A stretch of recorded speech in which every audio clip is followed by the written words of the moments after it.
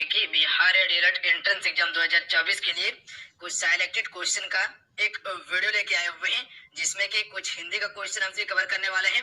उसके बाद history, geography, polity, economy, physics, chemistry, bio का क्वेश्चन आने वाला है। पूरा मिक्स क्वेश्चन है, इसे आपसे कंप्लीट जरूर कवर कर लीजिएगा। तो चलिए शुरू करते हैं। ये आज के सेट का फर्स्ट क्वेश्चन करते हैं। क्वेश्चन है हिंदी का, विभाव के कितने भेद होते हैं। अगर इन सेट में किसी भी क्वेश्चन का आंसर पता हो तो अपना आंसर आप सभी नीचे कमेंट बॉक्स में बताते चलेंगे और लास्ट में अपना स्कोर भी बताएंगे कुल कितने क्वेश्चन आप सभी सही कर पा रहे हैं। तो ए राइट आंसर हो जाएंगे। दो भेद होते हैं विभाव के, ध्यान रखिएगा। एक भेद होता है जिसे हम सभी आलंबन कहते हैं, आलंबन विभाव कहते हैं, और दूसरा जो होता है वो उद्पिन विभाव होता है। ध्यान रखिएगा आप सभी, उद्पिन विभाव होता है। अगला क्वेश्चन देखिए, अनु उपसर्ग का अर्थ है। अगला क्वेश्चन देखिए, तत्सम शब्द का चयन कीजिए। इनमें से कौन सा तत्सम शब्द है फ्रेंड? तो राइट आंसर ऑप्शन में से जाएंगे गैरिक जयफ्रेंड, ये क्या है? तत्सम शब्द है। अगला क्वेश्चन है क्वेश्चन 4, दीप का पर्यायवाची नहीं है। तो राइट आंसर ऑप्शन में से जाएंगे दीपा, जो है कि दीप का पर्यायवाची नहीं है, जबकि दीपक, प्रदीप और ज्योति स्तंभ ये सभी क्या है? दीप का पर्यायवाची है। अगला क्वेश्चन देखिए, क्वेश्चन 5। क्वेश्चन 5 है कि प्रति उपकार का सही संधि विच्छेद है। तो इसका सही संधि विच्छेद हो जाएगा ऑप्शन में से प्रति धन उपकार होगा। फिर ध्यान रखिएगा आप सभी, इसमें छोटी ए का प्रयोग किया गया है, गौर कीजिएगा आप सभी। अगला क्वेश्चन देखिए, क्वेश्चन 6, निम्नलिखित विकल्पों में से शुद्ध वाक्य का चयन कीजिए। देखिए आज के इस प्रैक्टिस सेट में जो हम सभी कवर करेंगे, हिंदी का जो पोर्शन है आप सभी का ध्यान रखिएगा, हिंदी प्लस आपका जीके का जो पोर्शन है और प्लस जो साइंस का यानी कि जीएस का पोर्शन, ये 3 पोर्शन को हम सभी कवर करने वाले हैं आज के इस प्रैक्टिस सेट में। क्वेश्चन है, विकल्पों में से शुद्ध वाक्य का चयन कीजिए। तो देखिए इसका राइट आंसर जो जाएंगे यानी कि शुद्ध वाक्य जो होगा ऑप्शन नंबर डी होगा, डाकुओं के द्वारा चौकी लूटी गई। ध्यान रखिएगा आप सभी, ये क्या हो जाएगा? बिल्कुल आपका सही है, बाकी बात ये सभी गलत है आपका। डाकुओं के द्वारा चौकी लूटी गई है। अगला क्वेश्चन देखिए, क्वेश्चन 7। क्वेश्चन 7 है कि शीत का विलोम होगा। तो शीत का विलोम क्या होता है? उष्ण होता है। तो ऑप्शन नंबर डी इसका राइट आंसर रहेंगे। अगला क्वेश्चन करते हैं फिर क्वेश्चन नंबर 8। क्वेश्चन नंबर 8 है कि जिस संज्ञा में किसी भाव, दशा, धर्म या गुण का बोध होता है उसे डैश कहते हैं। तो इसे हम सभी भाववाचक संज्ञा कहते हैं। ध्यान रखिएगा आप सभी, ए राइट आंसर रहेंगे। जिस संज्ञा में किसी भाव, दशा, धर्म या गुण का बोध होता है उसे हम सभी भाववाचक संज्ञा कहते हैं। अगला क्वेश्चन कर लेते हैं फ्रेंड। अगला क्वेश्चन है, अवयव की दृष्टि से तत्पुरुष समास के डैश भेद हैं। तो देखिए अवयव की दृष्टि से तत्पुरुष समास के जो भेद होते हैं वो 2 भेद होते हैं। ध्यान रखिएगा आप सभी, एक होता है आपका व्याधिकरण तत्पुरुष समास और दूसरा जो होता है आपका समानाधिकरण तत्पुरुष समास। ध्यान रखिएगा आप सभी, तो 2 तत्पुरुष समास होता है। अगला क्वेश्चन देख लीजिए, मूर्ख होना निम्नलिखित में से किस मुहावरे का अर्थ है? तो मूर्ख होना मुहावरे का क्या अर्थ होता है? अकल का दुश्मन होना, यानी ऑप्शन में भी इसका राइट आंसर रहेंगे। चलिए अब देखिए हम सभी सामाजिक अध्ययन का क्वेश्चन को कवर करते हैं, यानी कि जीके का पोर्शन को देख लेते हैं, जिसमें कि हिस्ट्री आपका हो जाएंगे, ज्योग्राफी हो जाएंगे, पॉलिटी हो जाएंगे, इकोनॉमी हो जाएंगे, प्लस में स्टैटिक का पोर्शन होगा। क्वेश्चन है, कौन सा सबसे प्राचीन वेद है? तो आप सभी को पता होंगे ऋग्वेद। ऋग्वेद जो कि फ्रेंड सबसे प्राचीन वेद है। वेदों की संख्या कुल कितना है? 4 है, ऋग्वेद, यजुर्वेद, सामवेद, अथर्ववेद, और सबसे अंतिम वेद अथर्ववेद है। ध्यान रखिएगा आप सभी, सबसे प्राचीन सबसे पहला वेद ऋग्वेद होगा।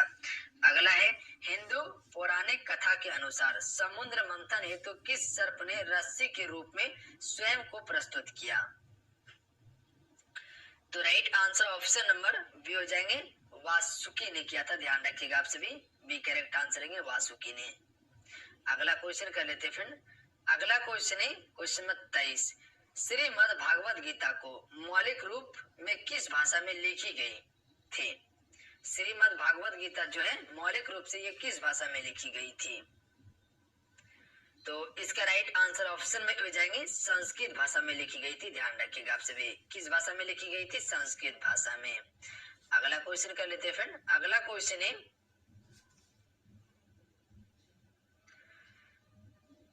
योग के आविष्कारक थे।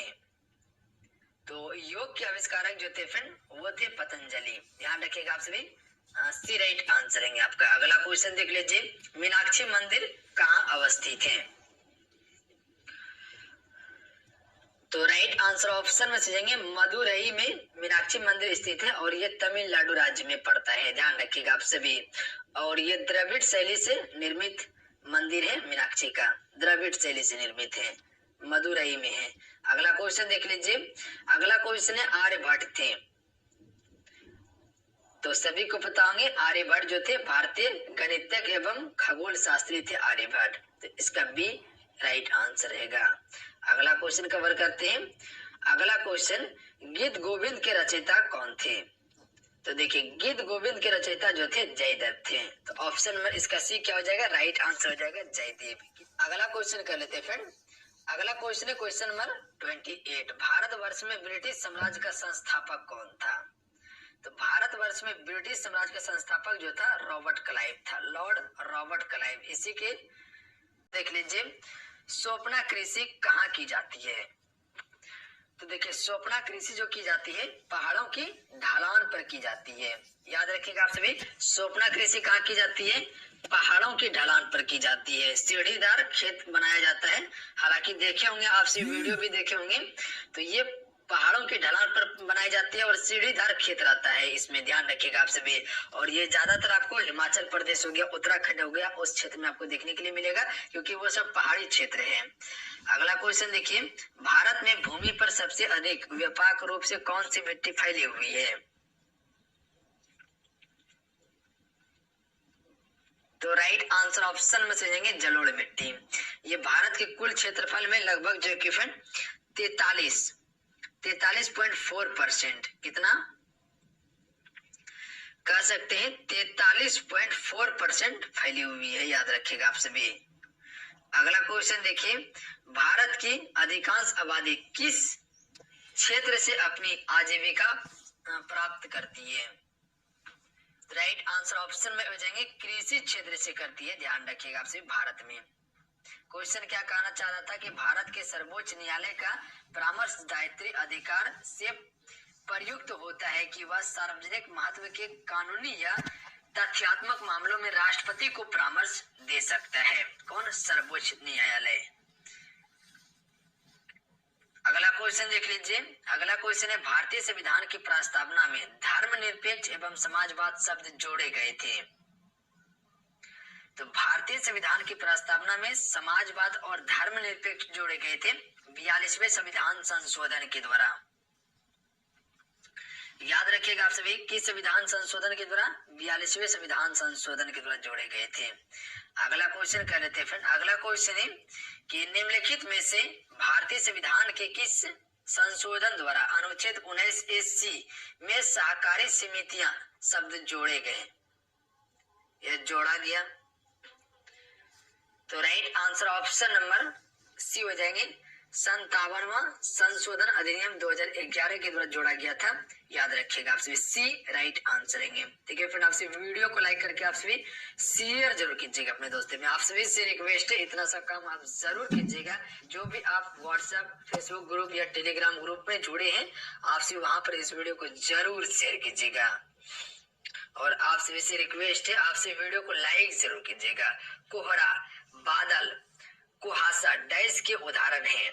तो ये जो उदाहरण है एरोसॉल का उदाहरण है। ध्यान रखिएगा आप सभी। एक करेक्ट आंसर है। अगला क्वेश्चन है, भारत के प्रथम एवं अंतिम भारतीय गवर्नर जनरल थे। तो राइट आंसर ऑप्शन में से हो जाएंगे सी राजगोपालाचारी। जो फ्रेंड ये भारत के प्रथम एवं अंतिम भारतीय गवर्नर जनरल थे। ध्यान रखिएगा आप सभी। क्लियर है? अगला क्वेश्चन देखिए, अगर यही क्वेश्चन पूछा जाता कि भारत स्वतंत्र भारत का प्रथम गवर्नर जनरल, तो लॉर्ड माउंटबेटन होता। अगला क्वेश्चन देखिए, स्वराज पार्टी का गठन किया गया था। तो ये किया गया था C.R. दास तथा पंडित मोतीलाल नेहरू के द्वारा किया गया था, ध्यान रखिएगा। स्वराज पार्टी का गठन हुआ था 1923 ईस्वी में, ये दोनों के द्वारा किया गया था। अगला क्वेश्चन देखिए, भारतीय स्वतंत्रता अधिनियम the Indian independence act British संसद द्वारा पारित किया गया। तो ये पारित किया गया था जुलाई 1947 ईस्वी में। अगला क्वेश्चन कर लेते हैं। अगला क्वेश्चन है, निम्नलिखित में से कौन कभी भी भारतीय राष्ट्रीय कांग्रेस का अध्यक्ष नहीं बना? तो right answer option number A हो जाएंगे बी जी तिलक, जो कि फ्रेंड ये कभी भी भारतीय राष्ट्रीय कांग्रेस के अध्यक्ष नहीं बना था। जबकि बदरुद्दीन तैयबजी, जी.के. गोखले, सुभाष चंद्र बोस ये सभी भारतीय राष्ट्रीय कांग्रेस के अध्यक्ष रह चुके हैं। अगला क्वेश्चन देखिए, डॉक्टर अंबेडकर एवं गांधी जी के मध्य हुए एक समझौते को कहा जाता है? तो इसे पूना समझौता यानी पूना पैकेट कहा जाता है, ध्यान रखिएगा आप सभी। अगला क्वेश्चन देखिए, अगला क्वेश्चन है, वन अनुसंधान संस्थान कहाँ स्थित है? तो ये स्थित है देहरादून में, याद रखिएगा।